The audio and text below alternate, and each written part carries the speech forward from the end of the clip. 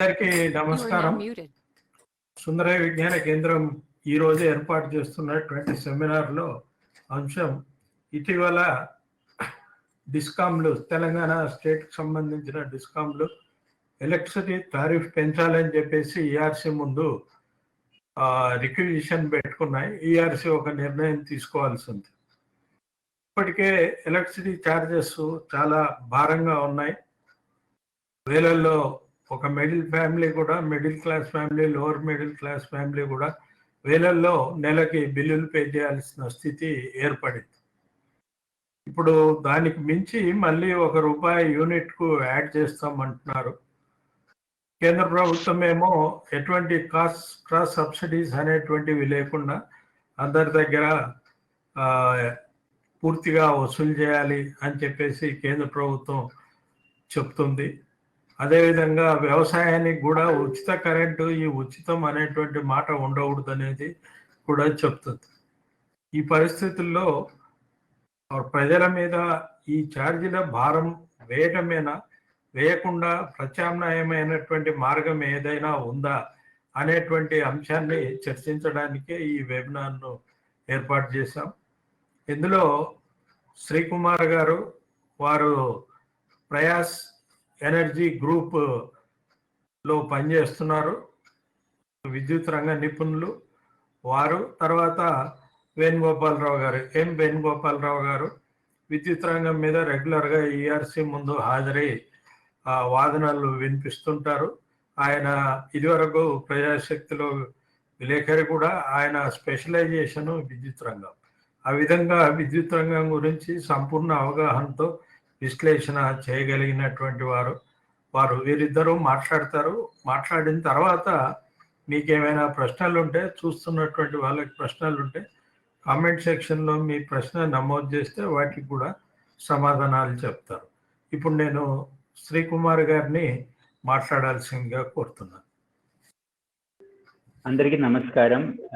వినయ్ కుమార్ గారికి థ్యాంక్స్, సుందరయ్య విజ్ఞాన కేంద్రం కూడా థ్యాంక్స్. అట్లా ఒక చర్చ పెట్టినది మంచిదే. ఇప్పుడు ఈ విషయం ఏంటంటే టారిఫ్ పెంచాలా పెంచకూడదా అని. సో నేను కొన్ని విషయాలు మాట్లాడతాను. ఇప్పుడు ఫస్ట్ క్వశ్చన్, టారిఫ్ పెంచాలా పెంచొద్దా అని. తెలంగాణలో మార్చ్ 2018 తర్వాత టారిఫ్ ఆర్డర్ రాలేదు, అసలు టారిఫ్ ఇంక్రీజ్ అవ్వలేదు. సో ఒక క్వశ్చన్ అడిగితే నేను చెప్పినది అందరికీ నచ్చకపోవచ్చు, కానీ అన్ని ప్రొడక్ట్స్కి ధర పెంచుతూనే ఉంటుంది. అట్లీస్ట్ మినిమం ఇన్ఫ్లేషన్ లెవెల్లో పెంచడం ఏం ప్రాబ్లం లేదు. అంటే కొంచెం టారిఫ్ ఎక్కువ చేయకపోతే ఏమవుతుందంటే డిస్ట్రిబ్యూషన్ కంపెనీకి లాస్ అవుతుంది, వాళ్ళ సర్వీస్ లో ప్రాబ్లం అవుతుంది. అందుకని రీజనబుల్ ఇంక్రీజ్కి ఏం ప్రాబ్లం లేదు.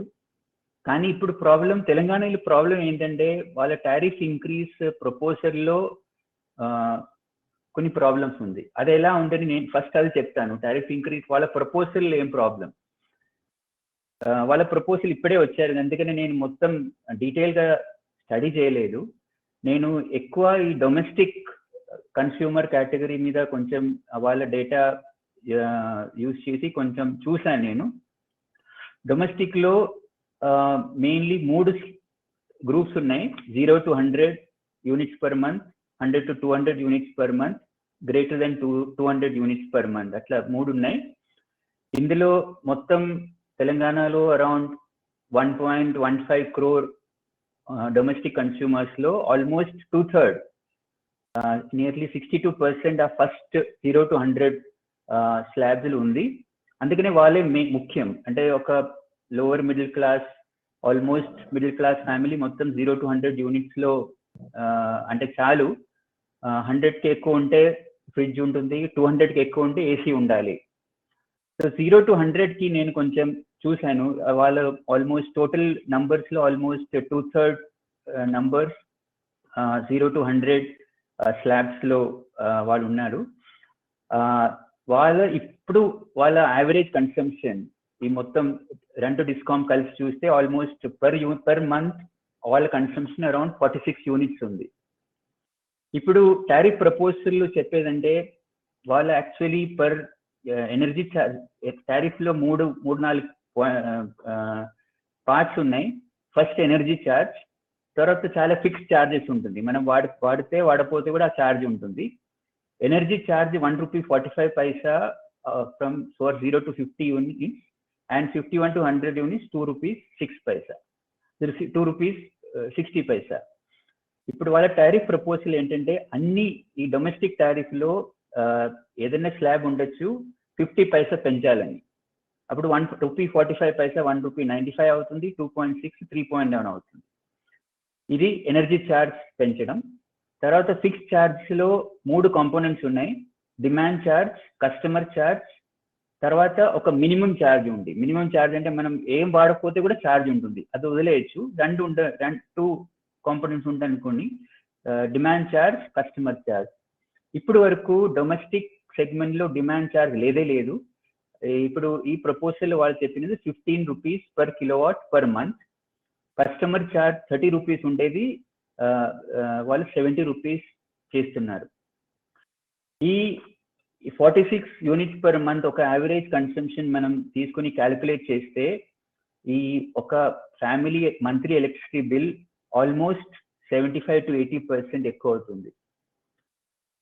యాక్చువల్లీ ఈ స్లాబ్ పెట్టినది స్లాబ్ ఎందుకు పెడుతున్నారంటే కొంచెం తక్కువ కన్సంప్షన్ ఉంటే వాళ్ళ ఛార్జెస్ తక్కువ ఉండాలి. అందుకని ఫస్ట్ పాయింట్ అంటే ఇప్పుడు టారిఫ్ పెంచాలనుకోండి, తర్వాత అట్లా కొంచెం గ్రేడెడ్ గా చేయాలి. ఫర్ ఎగ్జాంపుల్ ఈ 0 to 100 యూనిట్ స్లాబ్ కి 50 పైసా కాదు, 50 పైసా అంటే ఆల్మోస్ట్ 30% అవుతుంది ఆఫ్ ద ఎనర్జీ ఛార్జ్. అట్లా కాదు 4% 5%, ఎందుకంటే ఇన్ఫ్లేషన్ 4-5% ఉంది, అంత పెంచచ్చు. ఇప్పుడు 51 to 100 స్లాబ్ కి కొంచెం ఎక్కువ పెంచచ్చు. తర్వాత 100 to more than 200 కి ఆల్మోస్ట్ 15% కూడా అట్లా పెంచడం జరిగితే కూడా వాళ్ళకి ఎంత వస్తుంది, అంత ఆదాయం, అంత టారిఫ్ ఇంక్రీస్ ఆల్మోస్ట్ 960 crores అవుతుంది. అది అట్లా కూడా వాళ్ళకి కలెక్ట్ చేయడం పాసిబుల్. తర్వాత వేరే ఒక విషయం అంటే ఈ లో స్లాబ్స్ కి 0 to 100 అట్లాగా స్లాబ్స్ కి ఫిక్స్ ఛార్జ్ అస్సలు ఉండకూడదు, ఎందుకంటే కన్సంప్షన్ తక్కువ ఉంటే కూడా పర్ యూనిట్ ఛార్జ్ ఎక్కువ అవుతుంది. అందుకని ఫిక్స్ ఛార్జ్ కూడా పెద్ద స్లాబ్స్ కి ఎక్కువ పెట్టాలి. ఎందుకని ఈ telescopic tariff actually small consumers కి చాలా మంచిది. ఇదే ఇష్యూ ఇప్పుడు నేను డొమెస్టిక్ గురించి చెప్తున్నాను, సేమ్ ఇష్యూ కమర్షియల్ కూడా ఉంది, ఇండస్ట్రీ కూడా ఉంది. కమర్షియల్ ఇండస్ట్రీకి వాళ్ళు పెరిగినది ఆల్మోస్ట్ ₹1 per unit, అది కూడా అందరికీ ₹1 per unit. సో అది ఫస్ట్ పాయింట్. టారిఫ్ పెంచుకోవాలంటే కూడా కొంచెం గ్రేడెడ్ గా పెంచుకోవాలి. చిన్న కన్స్యూమర్స్ కి కొంచెం తక్కువ పెంచుకోవాలి, తర్వాత పెద్ద కన్స్యూమర్స్ కి ఎక్కువ పెంచుకోవాలి. అప్పుడు కొంచెం అది పర్సెంటేజ్ ఉండాలి, 5%, 10%, 15% ఆఫ్ ద కరెంట్ ఛార్జ్. అప్పుడు కొంచెం మంచిగా ఉంటుంది. సెకండ్ పాయింట్, నేను ఎందుకు చెప్తున్నాను టారిఫ్ పెంచుకోవాలి అంటే, వాళ్ళ టారిఫ్ ప్రపోజల్లే వాళ్ళు చెప్తున్నారు ఒక్క కన్స్యూమర్స్ కి, తెలంగాణలో ఒక యావరేజ్ కన్స్యూమర్స్ కి ఒక యూనిట్ ఎలక్ట్రిసిటీ ఇవ్వడానికి ఆల్మోస్ట్ ₹7 కి ఎక్కువ, ఆల్మోస్ట్ ₹7.10 అంత డబుల్ అవుతుంది ఒక యూనిట్ ఇవ్వడానికి. తర్వాత వాళ్ళని వచ్చేది ఇప్పుడు వాళ్ళు FY23కి వాళ్ళు క్యాల్కులేషన్ చేసి చెప్పేది ఈ ₹7 ప్లస్ కాస్ట్ అవుతుంది, వాళ్ళ నుంచి వచ్చేది ఓన్లీ ₹5.5. అంటే ఒక్క యూనిట్ సప్లై చేసేటప్పుడు వాళ్ళకి ఆల్మోస్ట్ 1.25 to 1.5 లాస్ అవుతుంది. ఆ లాస్ ఎక్కడి నుంచి రావాలి, వాళ్ళు గ్యాప్ చెప్తారు, ఆ గ్యాప్ ఎక్కడి నుంచి రావాలి? ఇప్పుడు వినయ్ కుమార్ సార్ చెప్పేలాగా క్రాస్ సబ్సిడీ నుంచి రావాలి, అంటే పెద్ద కన్స్యూమర్స్ కొంచెం ఎక్కువ వేసి అట్లా రావాలి, లేకపోతే గవర్నమెంట్ సబ్సిడీ ఇవ్వాలి, లేకపోతే టారిఫ్ ఇంకా పెంచుకోవాలి. సో ఇది ఎందుకు అవుతుంది? ఆల్మోస్ట్ నేను చెప్పాను తెలంగాణలో almost average cost of supply is ₹7 ఎక్కువ ఉంది, కానీ ఆల్ ఇండియా నంబర్స్ చూస్తే అంత ఎక్కువ లేదు, తక్కువ ఉంది, ఆల్మోస్ట్ ₹6.30 ఉంది. తెలంగాణలో కాస్ట్ ఆఫ్ సప్లై ఎక్కువ ఉంది. కాస్ట్ ఆఫ్ సప్లై ఎందుకు ఎక్కువ ఉంది? తెలంగాణలో almost maximum generation capacity thermal capacity ఉంది, అది కూడా స్టేట్ ఓన్డ్ థర్మల్ కెపాసిటీ ఉంది. మేము చూసేదంటే తెలంగాణ ఫార్మేషన్ తర్వాత చాలా కొత్త ప్రాజెక్ట్స్ వచ్చాయి, ఆ ప్రాజెక్ట్స్ కి యాక్చువల్ కాస్ట్ చాలా ఎక్కువ. అందుకనే ఈ cost of supply 7 rupees cost of సప్లైలో ఆల్మోస్ట్ 70% పవర్ పర్చేస్ ఆ కాస్ట్ ఉంటుంది. ఇప్పుడు అది తగ్గించాలంటే మనం ఈ జనరేషన్ కాస్ట్ తగ్గించాలి. జనరేషన్ కాస్ట్ తగ్గించాలంటే ఫస్ట్ ఆఫ్ ఆల్ మేము పెట్టిన ప్రాజెక్ట్స్ మంచిగా పెట్టాలి, తక్కువ ధరలు పెట్టాలి, లేకపోతే ఎంత కావాలి అంతే పెట్టుకోవాలి. ఈ తెలంగాణలో అట్లా ఎందుకు అయిందంటే తెలంగాణ 2014లో తెలంగాణ వచ్చేటప్పుడు తర్వాత 2015లో ఒక పవర్ ఫర్ ఆల్ అని ఒక ప్రోగ్రామ్ సెంట్రల్ గవర్నమెంట్ తోటి తెలంగాణ గవర్నమెంట్ చేశారు. అందుకని అందులో వాళ్ళు చెప్పేదంటే 2015 to 19 4-5 years లో ఎవ్రీ ఇయర్ ఆల్మోస్ట్ 20% డిమాండ్ పెరుగుతుంది. అంత పెరుగుతుందే అది కూడా చాలా ఎక్కువ. యాక్చువల్లీ నార్మలీ డిమాండ్ పెరగడం per year it is 6%, 7%, almost 2-3 times ఎక్కువ పెరుగుతుందని వాళ్ళు ప్రొజెక్ట్ చేసి అది ఆ డిమాండ్ కోసం చాలా ఎక్కువ ప్రొజెక్ట్ పెట్టుకోవాలని ప్లాన్ చేశారు. యాక్చువల్లీ అట్లా అంత ఏం పెరగలేదు.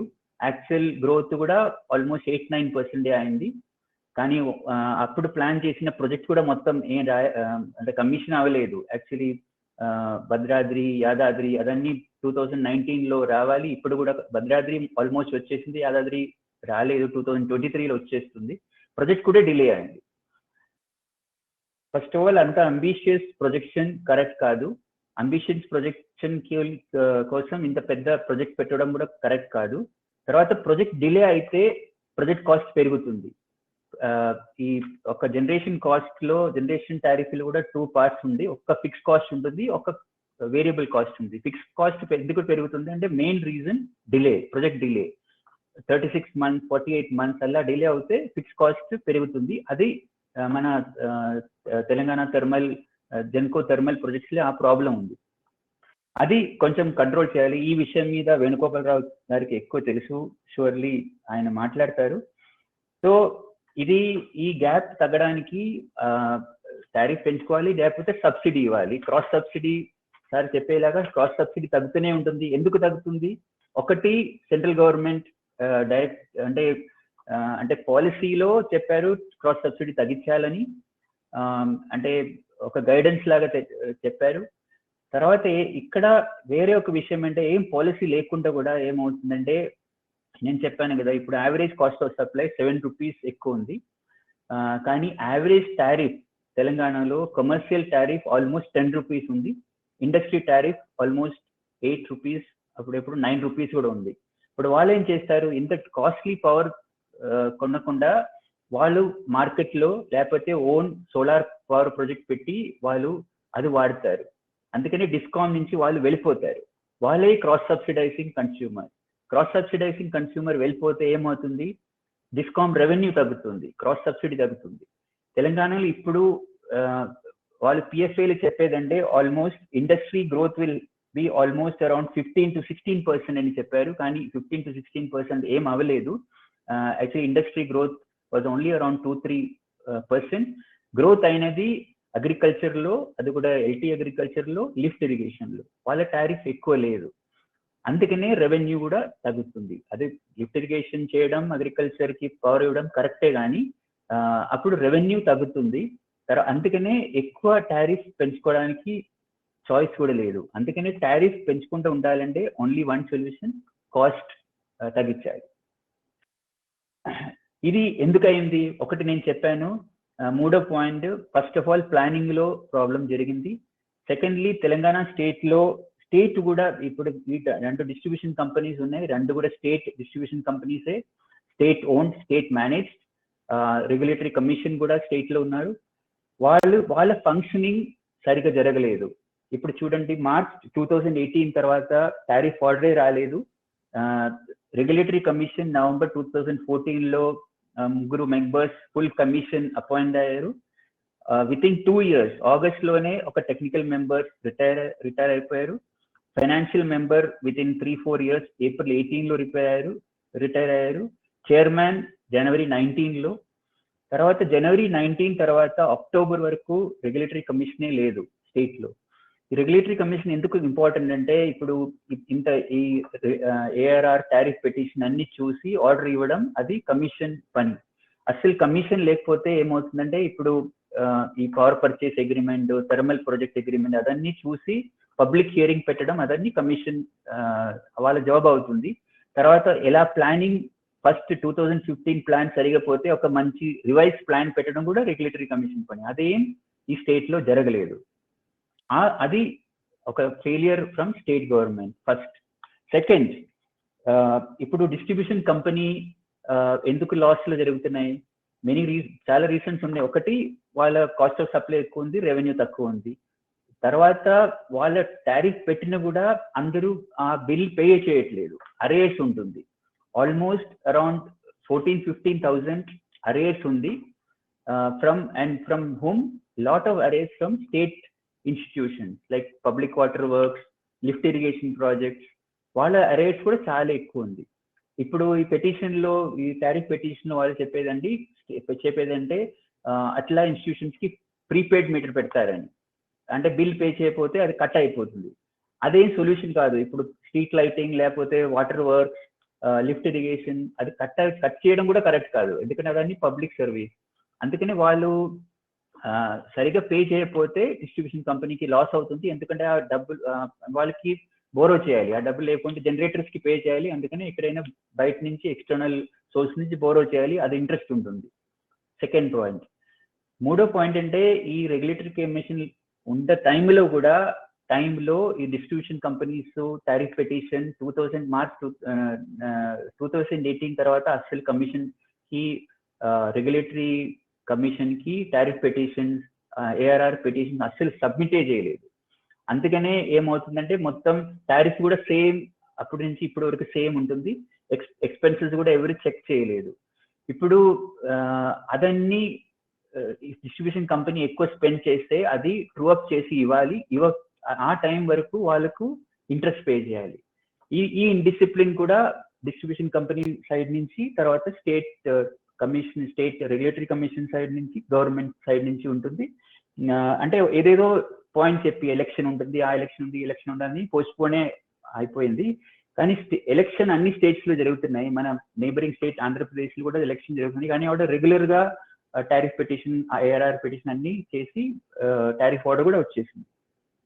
ఫైనల్ పాయింట్, ఇప్పుడు ఈ మీటింగ్ లో ఉన్న వాళ్ళు, తర్వాత జర్నలిస్ట్ ఉండొచ్చు, వాలంటరీ ఆర్గనైజేషన్ ఉండొచ్చు, ట్రేడ్ యూనియన్స్ ఉండొచ్చు, ఎంప్లాయీ అసోసియేషన్ ఉండొచ్చు.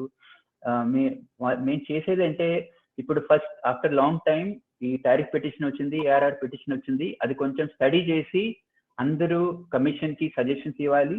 ఇప్పుడు లాస్ట్ డేట్ జనవరిలో ఉంది, 28 జనవరి వరకు కమిషన్ కి సజెషన్ ఇవ్వచ్చు. తర్వాత ఫిబ్రవరిలో పబ్లిక్ హియరింగ్ ఉంటుంది, అందులో అందరూ పార్టిసిపేట్ చేసి సజెషన్ ఇస్తే కొంచెం సెక్టర్ కూడా బెటర్ అవుతుంది. ఇప్పుడు ఈ డిస్కామ్లు కొంటున్నటువంటి ఆ సందర్భంగా ఇస్తున్నటువంటి వాళ్ళతో చేసుకునేటువంటి అగ్రిమెంట్లు ప్రజల ముందు ఉంచుతున్నారా, ఉంచాలి కదా అనేటువంటిది ప్రశ్న అండి. ఇంకో ప్రశ్న, డిస్కామ్లు తమ ప్రపోజల్స్ సబ్మిట్ చేసిన తర్వాత, ఈ ఆర్గ్యుమెంట్స్ ఇవన్నీ అయిన తర్వాత ఈఆర్సీలో ఈ డిస్కామ్లు చేసినటువంటి ప్రపోజల్ న్యాయంగా లేదు, ఇంతవరకు తగ్గించుకోవచ్చు కానీ ఇంతకు మించి పెంచడానికి వీలు లేదు అని చెప్పినటువంటి సందర్భాలు ఉన్నాయా ఎప్పుడైనా అనేది ప్రశ్న.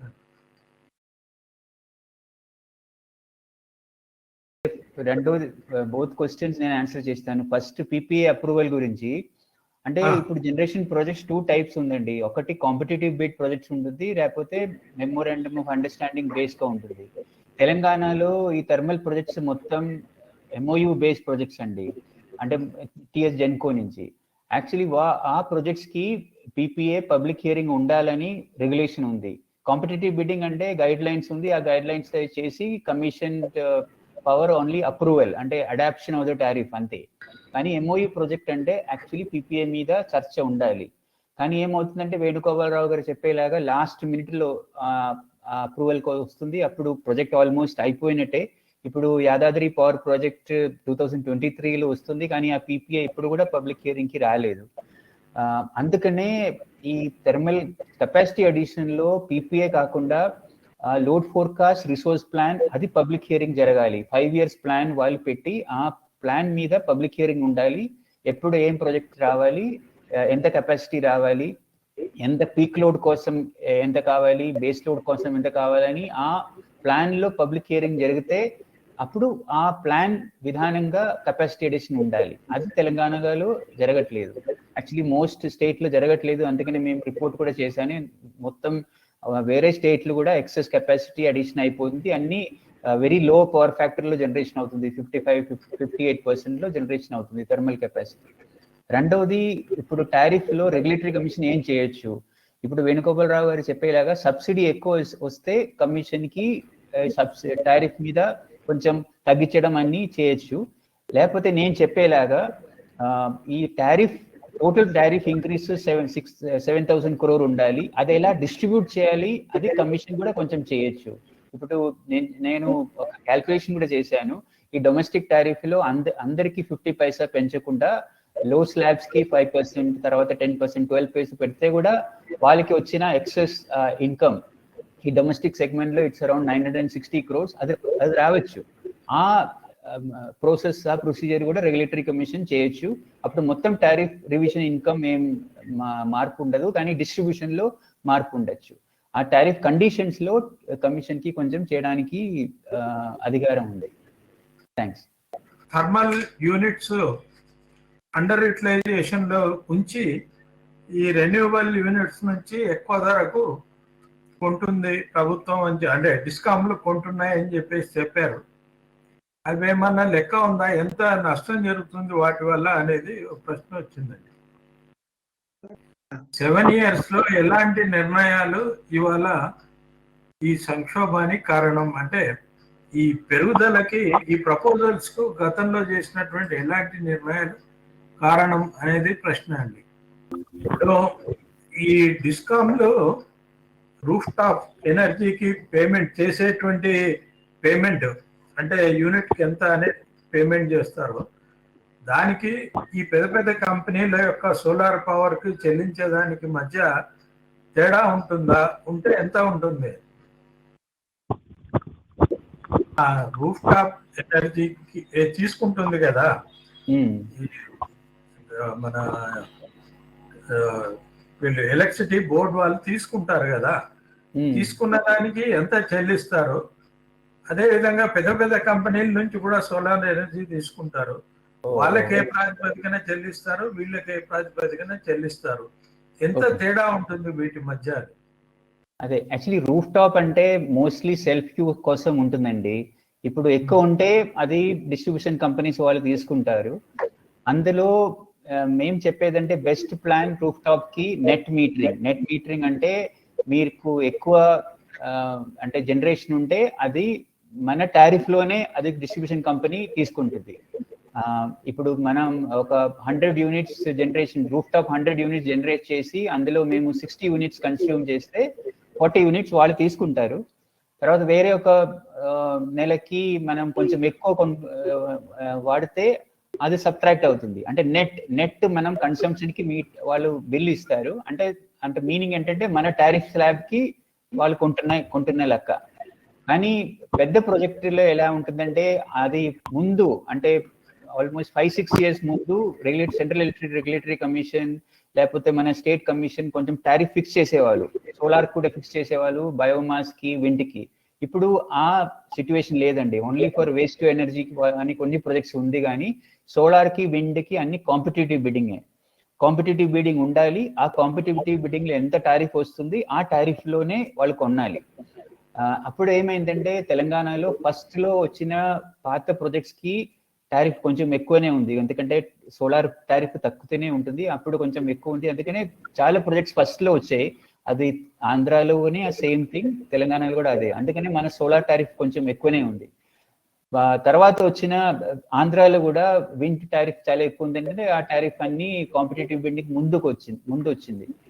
కాంపిటేటివ్ బిడ్డింగ్ ఉంటే tariff decided by competitive bidding. కానీ ఒక్క విషయం ఏంటంటే తెలంగాణలో, ఆంధ్రాలో మొత్తం ఆల్ ఇండియా లెవెల్లో కూడా రూఫ్ టాప్ పీవీ కెపాసిటీ చాలా తక్కువనే.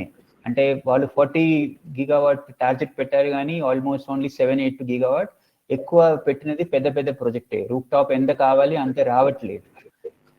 తర్వాత వేరే పాత ముందు క్వశ్చన్ కి కూడా నేను ఒకటి చెప్తున్నాను, ఏం తప్పేం జరిగింది 7 years లో. నా అనుమానం ఏంటంటే, నా పొజిషన్ ఏంటంటే, మెయిన్ మిస్టేక్ ఏంటంటే పవర్ పర్చేస్ ప్లానింగ్ లో తప్పు జరిగింది. ఎలా పర్చేస్ ప్లానింగ్ ఎలా చేశారు, టోటల్ పీక్ లోడ్ ఎంత కావాలి, ఆ పీక్ లోడ్ కోసం థర్మల్ కెపాసిటీ ప్లాన్ చేశారు. థర్మల్ కెపాసిటీ ఎలా ఉంది, ఇట్ ఈస్ 24 hours జనరేషన్ చేయడానికి బెస్ట్. కానీ పీక్ లోడ్ ఎప్పుడు అవుతుంది, ఒక డే టైంలో ఫ్యూ అవర్స్కి అవుతుంది, లేకపోతే ఒక ఇయర్ లో ఒక 2-3 months లో పీక్ లోడ్ ఉంటుంది. ఆ పీక్ లోడ్ కోసం థర్మల్ ప్రాజెక్ట్ ప్లాన్ చేయడం మెయిన్ పెద్ద మిస్టేక్. పీక్ లోడ్ కోసం వేణుగోపాలరావు గారు చెప్పేలాగా గ్యాస్ కావాలి, లేకపోతే హైడల్ కావాలి, అది కూడా లేకపోతే ఇప్పుడు బ్యాటరీ స్టోరేజ్ కూడా వచ్చింది. అలా మనకి కావాల్సిన బేస్ లోడ్ కోసమే థర్మల్ కెపాసిటీ కావాలి. తెలంగాణలో అట్లా జరగలేదు, చాలా ఎక్కువ థర్మల్ కెపాసిటీ ప్లాన్ చేశారు. ఆ ప్రాజెక్ట్స్ మొత్తం లార్జ్లీ స్టేట్ కెపాసిటీనే, అది టైంలో రాలేదు, డిలే అయింది, అందుకని చాలా కాస్ట్లీ అయిపోయింది. అది ఇప్పుడు వస్తే కూడా డిస్ట్రిబ్యూషన్ కంపెనీకి చాలా బర్డెన్ అవుతుంది. తర్వాత ఇప్పుడు కోల్ సెస్ అని ఇప్పుడు చెప్తున్నారు, ఎందుకు ఇప్పుడు చెప్తున్నారు నాకు అర్థం లేదు. కోల్ సెస్ ఎప్పుడో 2010 లో స్టార్ట్ అయినది, 2015 లో మోదీ గవర్నమెంట్ వచ్చాక 50 rupees 200 చేశారు, 2016 లో 400 చేశారు. యాక్చువల్లీ కోల్ సెస్ కన్స్యూమర్ మేమే ఇస్తున్నాము, డిస్ట్రిబ్యూషన్ కంపెనీ కాదు, మేము కన్స్యూమర్ ఇస్తున్న డబ్బులు. కానీ పొల్యూట్ చేసినది thermal power plants. Actually pollution లో ప్రిన్సిపల్ ఏంటంటే పొల్యూటర్ షుడ్ పే. ఇప్పుడు కోల్ సెస్ ఎలా అవుతుందంటే పొల్యూటర్ పే చేయట్లేదు, కన్స్యూమర్ పే చేస్తున్నారు ఈ కోల్ వాడడానికి. కానీ ఆల్ కోల్ సెస్ ఎందుకు పెట్టారు వాళ్ళు, ఆ డబ్బులన్నీ తీసుకుని గ్రీన్ ఎనర్జీ ప్రమోట్ చేయాలని అలా ఉద్దేశం. కానీ గ్రీన్ ఎనర్జీ కోసం చాలా తక్కువ యూస్ చేశారు. 2017 లో జిఎస్టీ వచ్చేటప్పుడు కోల్ సెస్ లో ఉన్న డబ్బులు మొత్తం జిఎస్టీ కాంపెన్సేషన్ సెస్ కి ట్రాన్స్ఫర్ చేసేసారు. అందుకని ఆ డబ్బులు గ్రీన్ ఎనర్జీ డెవలప్ చేయడానికి వాడలేదు. తర్వాత ఒక తప్పు ఏంటంటే 2014 లో మన తెలంగాణ ఫామ్ అయ్యేటప్పుడు చాలా షార్టేజ్ ఉంది, పవర్ షార్టేజ్ ఉంది. అప్పుడు ఏంటంటే ఏదైనా పవర్ మనం సెటప్ చేయొచ్చు, అది కొనడానికి చాలా మంది ఉన్నారు, ఎందుకంటే షార్టేజ్ ఉంటే ఎక్కువ ప్రాబ్లం. కానీ ఇప్పుడు 2016-17 నుంచి షార్టేజ్ తెలంగాణలో ఒకటే కాదు, మొత్తం దేశంలో పవర్ షార్టేజ్ చాలా తగ్గిపోయింది. ఎందుకంటే చాలా చిన్న కన్స్యూమర్స్ ఎక్కువ వాడట్లేదు, ఎందుకంటే కాస్ట్లీ పవర్ ఉంది. కానీ షార్టేజ్ తగ్గిపోయింది, ఒక మార్పు. రెండోది మార్పు అంటే రిన్యూవబుల్ ఎనర్జీ, సోలార్, విండ్ చాలా కాంపిటేటివ్ అయింది, కాస్ట్ ఎఫెక్టివ్ అయింది. లిమిటేషన్ ఉంది, ఎందుకంటే విండ్ మాన్సూన్ టైంలో ఉంది, సోలార్ డే టైంలో ఉంది. కానీ కాంబినేషన్ అట్లా పెట్టి మొత్తం ఫుల్ డే టైంలో మనం వాడచ్చు. ఆ రిన్యూవబుల్ ఎనర్జీ చాలా కాంపిటేటివ్ అయింది, కోల్ కంటే చాలా తక్కువ అయిపోయింది. ఈ మారిన పరిస్థితిలో పవర్ ప్లానింగ్ కొంచెం డీటెయిల్ గా చేయాలి. పీక్ లోడ్ బేస్డ్ ప్లానింగ్ లేకపోతే ఒక చిన్న క్యాల్కులేటర్ పెట్టి చేయడం జరగదు. కొంచెం డీటెయిల్ గా ప్లానింగ్ జరుగుతుంది, వేరే స్టేట్ లో జరుగుతుంది, మన దేశంలో సెంట్రల్ ఎలక్ట్రిసిటీ అథారిటీ చేస్తున్నారు. అట్లా కొంచెం డీటెయిల్ గా పవర్ పర్చేస్ ప్లానింగ్ తెలంగాణలో జరగలేదు, అదొక మెయిన్ మిస్టేక్. అందుకనే మనకి అదొక పెద్ద వెయిట్ అయిపోతుంది ఈ థర్మల్ ప్రాజెక్ట్. ఈ మన తెలంగాణ ప్రజలే ఆ డబ్బులు భరించాలి. థ్యాంక్స్. ఓకే సార్, ఇక్కడ ఇంకో ప్రశ్న వస్తుంది. ఇప్పుడు రూఫ్ టాప్ ఎనర్జీకి గతంలో సబ్సిడీ ఇచ్చేవాళ్ళు పెట్టుకునేటువంటి వాళ్ళకి, సోలార్ ఎనర్జీ ఆ యూనిట్ పెట్టుకునే వాళ్ళకి. ఇప్పుడు గత ఏడాది నుంచి ఆ సబ్సిడీ అనేది ఎత్తేసారు. మరి చీప్గా వచ్చేటువంటి దానికి, పైగా గ్రీన్ ఎనర్జీకి దోహదపడేటువంటి దానికి ఈ సబ్సిడీ ఎత్తేయటం ఎంతవరకు న్యాయం అనేది ప్రశ్న. ఈ సబ్సిడీ ఈ పెద్ద కంపెనీలకు ఇచ్చే దాని మీద కూడా ఎత్తేసారా, లేకపోతే రూఫ్ టాప్ మీదనే ఎత్తేసారా అనేది ప్రశ్న. అదే రూఫ్ టాప్ కి తర్వాత ఇప్పుడు సోలార్ పంప్ సెట్ కి అన్ని సబ్సిడీ ఉంది. సో రూఫ్ టాప్ విషయం ఏంటంటే ఫస్ట్ లో పెద్ద రూఫ్ టాప్ కి కూడా సబ్సిడీ ఉండేది. ఇప్పుడు చిన్న ఐ థింక్ 5 kilowatt లిమిట్ ఉంది. 5 kilowatt లిమిట్ వరకు 30% క్యాపిటల్ సబ్సిడీ ఉంది. 5 kilowatt ఎక్కువ అంటే సబ్సిడీ లేదు. అంటే చాలా చిన్న సోలార్ రూఫ్ టాప్ అంటే సబ్సిడీ ఉంటుంది. కానీ ఒక విషయం ఏంటంటే ఇప్పుడు solar power distribution company electricity కంటే చాలా తక్కువ అయిపోయింది ఆల్రెడీ. ఆల్మోస్ట్ 5 rupees కి మాక్సిమం 6 rupees కూడా రూఫ్ టాప్ పవర్ మనకి దొరుకుతాయి. డిస్ట్రిబ్యూషన్ కంపెనీ ఇప్పుడు నేను చెప్పాను కదా 200 units కన్సంప్షన్ ఉండే యావరేజ్ బిల్ 8 rupees 9 rupees అవుతుంది. అందుకని పెద్ద ఇల్లు పెద్ద ఆఫీస్ కి సబ్సిడీ లేకుండా కూడా రూఫ్ టాప్ పెట్టడం ఎకనామికల్ అవుతుంది. పెడుతున్నారు కూడా, చాలా మంది పెడుతున్నారు. అందుకనే ఈ పెద్ద పెద్ద companies, hospitals, offices roof top పెట్టి వాళ్ళ డిమాండ్, కనెక్టెడ్ లోడ్ డిమాండ్ తగ్గడం జరుగుతుంది. చిన్న ఇల్లు కూడా పెట్టచ్చు. ఇప్పుడు కొంచెం పెద్దగా ఉండాలి, చిన్న ఒక్కొక్క ఇండిపెండెంట్ హౌస్ కి కాదు, అపార్ట్మెంట్ ఉంటే వాళ్ళ కామన్ లోడ్ కి, వాటర్ పంపింగ్ కి, లిఫ్ట్ కి పెట్టచ్చు. పెట్టడం ఇప్పుడు కూడా ఎకనామికలీ బెనిఫిషియల్. సబ్సిడీ ఉంటే బెటర్, సబ్సిడీ లేకపోతే కూడా ఎకనామికలీ ఆల్మోస్ట్ 2 years లో 3 years లో పే బ్యాక్ అవుతుంది. ఇప్పుడు పెద్ద పెద్ద ప్రాజెక్ట్స్ కి ఏం సబ్సిడీ ఉంది? పెద్ద ప్రాజెక్ట్స్ కి అంటే డైరెక్ట్ సబ్సిడీ లేదు, కానీ ఇండైరెక్ట్ గా చాలా అంటే కన్సెషన్స్ ఉన్నాయి. ఒకటంటే పెద్ద renewable energy project national grid కి కనెక్ట్ అవుతే వాళ్ళకి నేషనల్ గ్రిడ్ వాడడానికి, పవర్ గ్రిడ్ వాళ్ళ లైన్ వాడడానికి చార్జెస్, లాసెస్ అన్ని కన్సెషన్స్ ఉంది. తర్వాత ల్యాండ్ కూడా అంటే గవర్నమెంట్ డబ్బులు ఇవ్వాలి, కానీ గవర్నమెంట్ కూడా చాలా ఫెసిలిటేట్ అని జరుగుతుంది. సోలార్ పార్క్ సెటప్ చేస్తున్నాయి, అన్ని చాలా ఫెసిలిటేషన్ ఉంది. అందుకనే మన దేశంలో పెద్ద సోలార్ ప్రాజెక్ట్, విండ్ ప్రాజెక్ట్ చాలా ఎక్కువ అవుతుంది. కానీ ఒకటే విషయం అంటే మేము కూడా అంటే కొంచెం సపోర్ట్ కూడా చేయాలి. ఎందుకంటే కోల్ జనరేషన్ చాలా పొల్యూషన్, లోకల్ పొల్యూషన్ చాలా ఎక్కువ ఉంటుంది, ఎన్వైరన్మెంట్ పొల్యూషన్, ఎయిర్ పొల్యూషన్, అందుకనే క్లైమేట్ చేంజ్ ఎఫెక్ట్ కూడా ఉంది. మెల్లగా తర్వాత ఎకనామికలీ కూడా ఇప్పుడు solar base, wind base power కి టారిఫ్ కూడా తగ్గిపోయింది. మెల్లగా ఈ ట్రాన్సిషన్ అవుతుంది, అంటే అది ఆల్రెడీ అవుతుంది. ఎందుకంటే last few years solar coal capacity అస్సలు అడిషన్ అవ్వలేదు. ఇప్పుడు పెద్ద పెద్ద కంపెనీస్, ఎన్టీపీసీ కూడా చెప్తున్నారు మేము ఇంకా కొత్త కోల్ ప్రాజెక్ట్స్ పెట్టాము. టాటా పవర్ వాళ్ళు చెప్తున్నారు మేము పెట్టాము, మేమందరూ రెన్యూవబుల్ పెడతారు. సిఏ కూడా చెప్పారు ఇప్పుడు ఏదేదో ప్రాజెక్ట్ జరుగుతున్నాయో అది జరగని, కానీ కొత్త ప్రాజెక్ట్స్ ఇప్పుడు ఎక్కువ అక్కర్లేదు. ఇప్పుడు మొత్తం ఇండియాలో కూడా కోల్ ప్రాజెక్ట్స్ ఉంటే అది కొన్ని స్టేట్స్ చేస్తున్నారు, ఎన్టీపీసీ చేయట్లేదు, సెంట్రల్ గవర్నమెంట్ చేయట్లేదు. అందుకనే మెల్లగా అది స్లో అయిపోతుంది.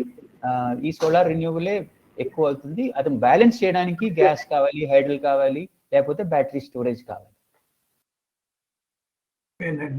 ఇంకో ప్రశ్న, పీపీఐలను సమీక్షించి ధరలను తగ్గించే మార్గం లేదా?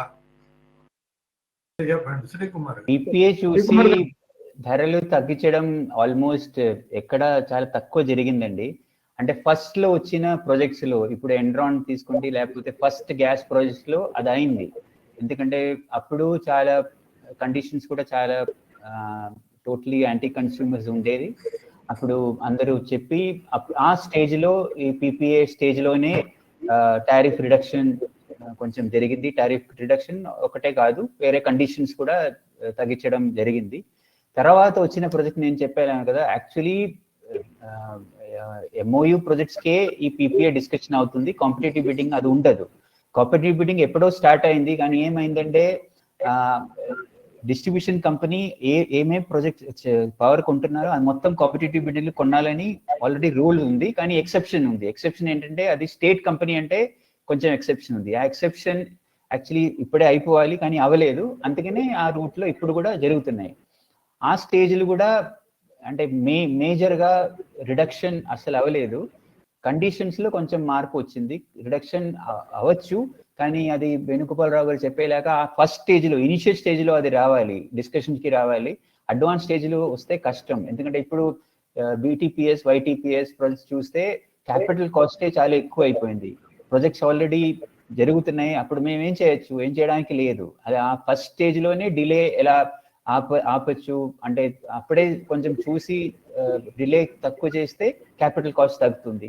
ఇప్పుడు వేరియబుల్ కాస్ట్ కి మనం అంత ఎక్కువ కంట్రోల్ ఏం లేదు, ఎందుకంటే అది కోల్ ధర మీద ఉంటుంది, ట్రాన్స్పోర్టేషన్ ధరల మీద ఉంటుంది. అది కంట్రోల్ చేయడం కొంచెం కష్టం. క్యాపిటల్ కాస్ట్ లో చాలా కంట్రోల్ చేయడం అవ్వచ్చు. అది మెయిన్ ఇష్యూ ఏంటంటే టైంలో కంప్లీట్ అవ్వాలి. అది ఫస్ట్ స్టేజ్ లో, ఇనిషియల్ స్టేజ్ లో, ప్రాజెక్ట్ కన్సెప్షన్ స్టేజ్ లోనే పీపీఏ వస్తే అప్పుడు ఆ డిస్కషన్ జరగచ్చు. ఆల్మోస్ట్ కమిషనింగ్ టైంలో పీపీఏ డిస్కషన్ అయితే టారిఫ్ రిడక్షన్ అస్సలు జరగదు. ఇంకో ప్రశ్న ఉందండి, వినియోగదారుల మీద భారం పడకుండా డిస్ట్రిబ్యూషన్ కంపెనీలు మనగలుగుతాయా? వినియోగదారుల మీద భారం వేయకుండా డిస్ట్రిబ్యూషన్ కంపెనీలు మనగలుగుతాయా అన్నది ప్రశ్న. అంటే భారం పడకుండా అంటే అది నేను చెప్పాను కదా, టారిఫ్ ఇంక్రీజ్ చేయాలి, అది కొంచెం రీజనబుల్ గా ఇంక్రీజ్ చేయడం, అది ఎవరికి ఏం ప్రాబ్లం ఉండకూడదు. కానీ ఆ టారిఫ్ ఇంక్రీజ్ ఇన్ఎఫిషియన్సీ కోసం అదే ప్రాబ్లం. ఎందుకు డిస్ట్రిబ్యూషన్ కంపెనీ వాళ్ళ ఇన్ఎఫిషియన్సీ ఆ బర్డెన్ ఎందుకు కన్స్యూమర్స్ తీసుకోవాలి, అది ప్రాబ్లం అవుతుంది. కన్స్యూమర్ తీసుకోవాలి, లేకపోతే స్టేట్ సబ్సిడీ ఇవ్వాలి, అది కూడా అంటే జనమే కదా, ఎందుకంటే సబ్సిడీ ఇచ్చడం కూడా ట్యాక్స్ రెవెన్యూ మీద ఇస్తున్నారు. అందుకని మన తెలంగాణలో state companies, distribution companies, state government companies అది ఎఫిషియెంట్ గా వర్క్ చేయడం మన అందరి బాధ్యత. ఎందుకు చేయట్లేదని చూడడం బాధ్యత.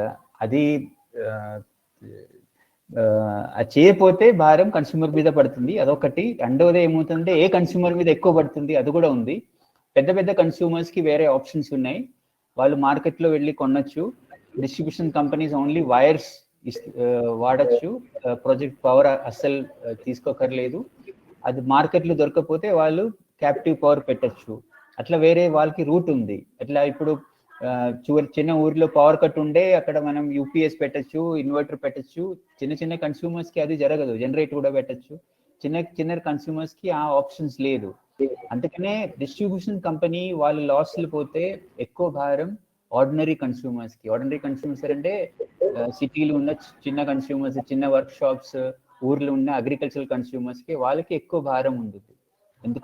అందుకనే మన రెస్పాన్సిబిలిటీ స్టేట్ డిస్ట్రిబ్యూషన్ కంపెనీ ఎలా కొంచెం మంచిగా ఉండాలి, వాళ్ళ ఫైనాన్షియల్ హెల్త్ మంచిగా ఉంటే వాళ్ళకు మనకి కూడా మంచిగా ఉంటుంది. ఇప్పుడు తెలంగాణ, ఆంధ్రప్రదేశ్లో అగ్రికల్చర్ కి ఫ్రీగా ఇస్తున్నారు.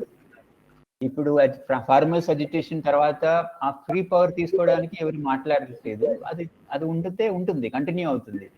మీటరింగ్ కూడా ఫస్ట్ చెప్పేవాళ్ళు, ఇప్పుడు ఫార్మర్స్ మీటరింగ్ కూడా చెప్పట్లేదు. ఆంధ్రాలో జరుగుతున్నాయి డీబీటీ లాగా, కానీ వేరే స్టేట్ లో అగ్రికల్చర్ కి మీటర్ పెట్టి సబ్సిడీ డీబీటీ చేయాలని ఆ ప్రోగ్రామ్ లేదు. అందుకనే పవర్ ఫ్రీగా ఉంటుంది, కానీ పవర్ సప్లై క్వాలిటీకి ప్రాబ్లం ఉంటుంది. పవర్ ఒక్కసారి పోతే మళ్ళీ రాదు. తర్వాత వోల్టేజ్ చాలా ఫ్లక్చుయేషన్ అవుతుంది, ఎందుకంటే మోటార్ కాలిపోతాయి, రిపేర్ చేయడానికి టైం పడుతుంది. తర్వాత లైన్ సరిగా ఉండదు, ట్రాన్స్ఫార్మర్ సరిగా ఉంటుంది, అందుకని షాక్ వస్తుంది. ఈ అన్ని ప్రాబ్లం రూరల్ డిస్ట్రిబ్యూషన్ లో అవుతుంది. ఎందుకంటే డిస్ట్రిబ్యూషన్ కంపెనీకి రెవెన్యూ తక్కువ ఉంటుంది, ఫైనాన్షియల్ హెల్త్ మోసం ప్రాబ్లంగా ఉంటుంది. అందుకనే నేను చెప్పేది, వాళ్ళ ప్లానింగ్ స్టేజ్ లోనే మనం కొంచెం కరెక్ట్ చేస్తే ఈ ప్రాబ్లమ్స్ కొంచెం మార్చొచ్చు. అంత ఈజీ ఏం కాదు, కానీ మేము వేరే స్టేట్లు కూడా వేరే స్టేట్లు కూడా మేము అట్లా ట్రై చేస్తూనే ఉంటున్నాం. అప్పుడప్పుడు కొంచెం మంచిగా ఏదైనా సక్సెస్ అవుతుంది, కానీ అందరు కలిసి పనిచేస్తే మనకి ఏదైనా పాజిటివ్ రిజల్ట్ రావచ్చు. లేకపోతే కొంచెం కష్టమే, భారం చిన్న కన్స్యూమర్ మీద ఎక్కువ పడుతుంది. ఓకే వేణు గారు, ఇంకో ప్రశ్న ఉంది, కానీ మీరు ఇప్పటిదాకా చెప్పిన సమాధానంతో ఆ ప్రశ్నకు జవాబు వచ్చినట్లే. అయినా ఆ ప్రశ్న చదివి వినిపిస్తాను. రిటైర్మెంట్ తీసుకున్న వారితో పని చేయించడం వల్ల రాష్ట్రంలో ఎలాంటి దుష్ప్రభావాలు ఉన్నాయి? ఇది ప్రశ్న అండి. అంటే రిటైర్మెంట్ కాకుండా ఇన్ సర్వీస్ లో ఉండే వాళ్ళని పెడితే ఈ దుష్ప్రభావాలు ఉండవు కదా అనేటువంటి అభిప్రాయాన్ని ప్రశ్న వ్యక్తం చేస్తుంది. ఈ చర్చలో పాల్గొన్నటువంటి శ్రీకుమార్ గారికి, వేణుగోపాల్ గారికి ధన్యవాదాలు. అట్లే చూస్తున్నటువంటి వారందరికీ కూడా ధన్యవాదాలు.